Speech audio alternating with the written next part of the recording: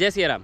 सारे किसान भाइयों, हालांकि सभी किसान भाइयों को तो मैं नहीं बोल सकता, ताकि हमारे जो उम्र के होंगे वो किसान भाई होंगे, जो हमारे पापा जी के उम्र के होंगे वो हमारे किसान चाचा लगते होंगे।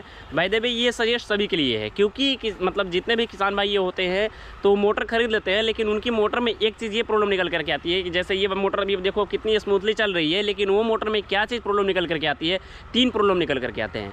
फर्स्ट प्रॉब्लम ये होती है कि आपकी मोटर उतनी आरपीएम पे नहीं चल पाती है, उतनी का प्रेशर नहीं दे पाती है जितनी की आपकी मोटर होती है। यानी कि मोटर की एक्चुअल आरपीएम की बात करूँ तो 2800 होती है, लेकिन जब आप उसको मतलब लोड पे देते हो, यानी कि जब पानी पे देते हो तो उसकी आरपीएम कम हो जाती है। रीज़न ये होता है, उसका होता है वोल्टेज डाउन। जैसे मान लो कि आपकी मोटर से आपकी ट्रांसफार्मर की दूरी समथिंग 300 मीटर या 200 मीटर की है, तो उस सिचुएशन में आप सिंगल फेस पे यूज़ करते हो, तो उस सिचुएशन में क्या होती है कि आपकी मोटर तो ऐसे बिना मतलब लोड के चेक करोगे तो फिर आपकी आरपीएम उतनी देगी, लेकिन जैसे ही आपकी आरपीएम दोगे तो फिर आपकी मोटर की लोड कम हो जाती है, यानी कि आरपीएम आपकी डाउन हो जाती है।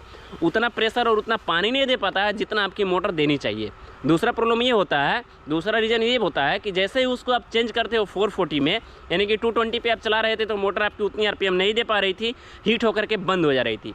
लेकिन जब दूसरे मेथड में आ जाते हो कि आपकी मोटर जब 440 पे जोड़ते हो तो उस सिचुएशन में क्या होता है, 5 मिनट चलती है और आपकी मोटर ओवर हीट होकर के बंद हो जाती है, फिर 5 मिनट चलती है, फिर हीट होकर के बंद हो जाती है।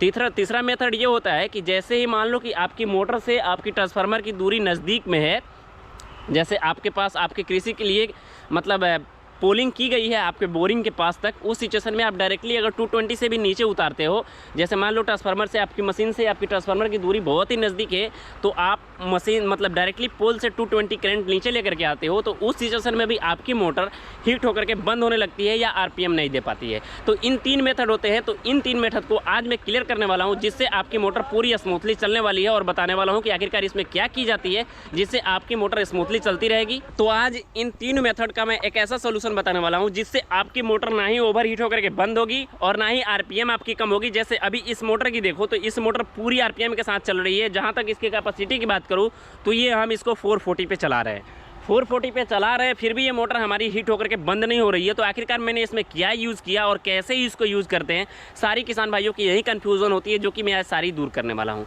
सर्वप्रथम तो मैं एक चीज़ ये क्लियर कर दूँ आपको कि आपकी मोटर से आपकी ट्रांसफार्मर की दूरी समथिंग 300 मीटर या 500 मीटर या 1000 मीटर के आसपास है, तो उस सिचुएशन में आप की बोरिंग से आपकी ट्रांसफार्मर की दूरी मिनिमम 200 मीटर से लेकर के 1000 मीटर के आसपास है, तो उस सिचुएशन में आप मोटर को 440 से रन करो।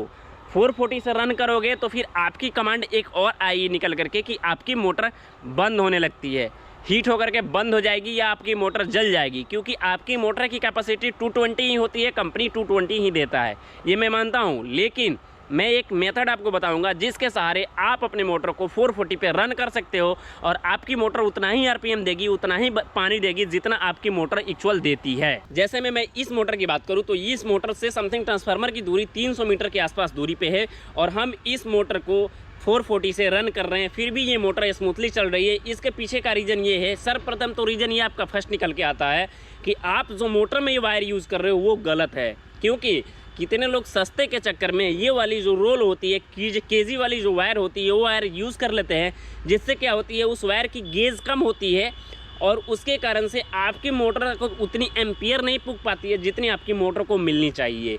ये मैं वेंडर हूँ, ये कॉइल को वेंडिंग करता हूँ, इसलिए मैं अपना अनुभव आपके सामने बता रहा हूँ। इस चीज़ को आप ज़रूर कमेंट करेंगे। तो आपकी मोटर से अगर ट्रांसफार्मर की दूरी 300 मीटर से ऊपर है तो आप 440 में यूज़ करो, आपकी मोटर बंद नहीं होगी।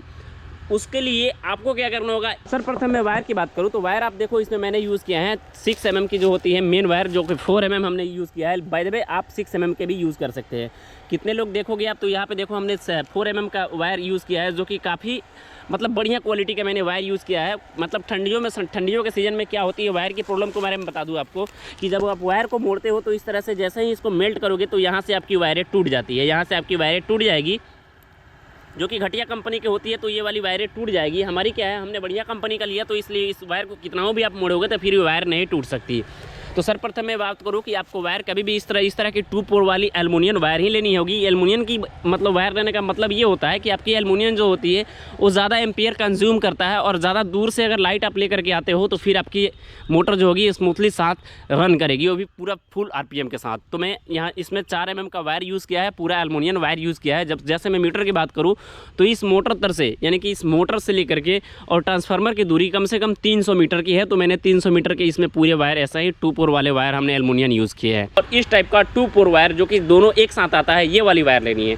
ये नहीं कि आपकी जो सिंगल वाली वायर जो केजी से आती है वो वाली वायर लेनी है, ऐसा बिल्कुल नहीं करना है। क्योंकि अगर आप केजी से वायर लेते हो तो उतनी एम्पियर आपकी मोटर तक नहीं पहुंच पाएगी जितनी आपकी मोटर की कैपेसिटी होती है, जिसके कारण से आपकी मोटर ओवर हीट होकर के बंद होने लगेगी। तो उस सिचुएशन में आप कभी भी वायर ले तो 2 पोल वाली वायर ले, जिससे आपकी मोटर स्मूथली चलती रहेगी। दूसरा मेथड ये मैं क्लियर करूँगा आपको कि आपके ट्रांसफार्मर से आपकी पोल की दूरी नज़दीक है।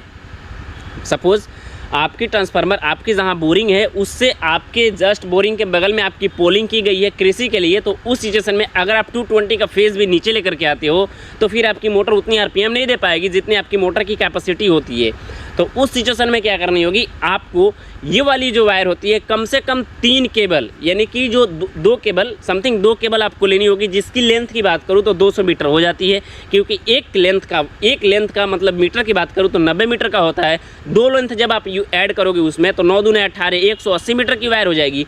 180 मीटर वायर आप पूरी की पूरी पोल के साथ इसको कनेक्ट कर दे, जिससे क्या होगी, आपकी पोल नज़दीक है फिर भी आप 440 से यूज कर सकते हो।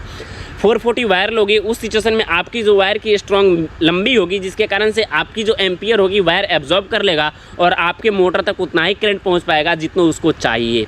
यानी कि 440 से भी जोड़ते हो तो उस सिचुएशन में आपकी मोटर तक 260 या 250 वोल्ट तक ही पहुंच पाएगी, जिसकी मोटर आपको आसानी से सह लेगा और आसानी से चलता रहेगा, स्मूथली चलता रहेगा। तीसरा मेथड ये होता है कि आपकी जो मोटर होती है ओवर हीट होकर के बंद होने लगती है। इसका मेथड जो मैंने ये दोनों मेथड बताया, यही दोनों मेथड आपकी मोटर को ओवर हीट होने से बचाती है और ओवर हीट होकर के बंद कराती है। तो ये सिचुएशन में जो भी आपको मैं जो भी मैंने आपको बताया, ये सब अपने मोटर के साथ फॉलो करेंगे तो आपकी मोटर ओवर हीट होकर बंद भी नहीं होगी और आपकी RPM भी नहीं कटेगी। कभी भी वायर यूज़ करें तो कम से कम आपकी मोटर से पोल की नज़दीकी नज़दीक है तो आपको वायर का लेंथ एक ही साथ ऐड करना होगा। अगर आप 220 पे डालते हो तो फिर आपकी मोटर की RPM डेड हो जाएगी। ज़्यादा जानकारी चाहते हो तो कमेंट बॉक्स में ज़रूर करना। हालांकि मैं इंस्टॉलेशन के बारे में, अनबॉक्सिंग के बारे में वीडियो दे रखा है, ज़रूर देखिएगा। ये आपको जानकारी कैसी लगी, मोटर के साथ अप्लाई करिएगा और रिजल्ट हमारे कमेंट बॉक्स में ज़रूर बताइएगा। मिलते हैं नए वीडियो के साथ। आपका भाई प्रिंस, जय श्री राम।